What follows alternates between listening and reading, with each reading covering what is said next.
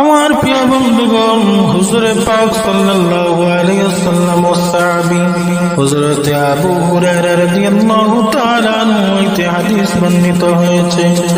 আল্লাহর নবী বলেন, মাহে রমজান মাসের শেষ রজনীর রাত, যেই রাতটি ঈদের রাত, এই রাতে আল্লাহ পাক রব্বুল আলামিন তার বান্দাকে ক্ষমা এবং দানের ফয়সালা করেন। বলেন সুবহানাল্লাহ।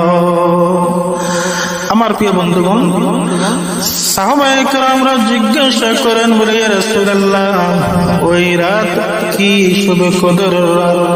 হুজুরে পাক সাল্লাল্লাহু আলাইহি ওয়াসাল্লাম বলেন, না রে সাহাবীরা, এই রাত কদরের রাত নয়, তবে এই রাত বিশেষ রাত। যেমন ধরেন, কর্মচারী সারাটা মাস কাজ করে, যখন মহাজনে যখন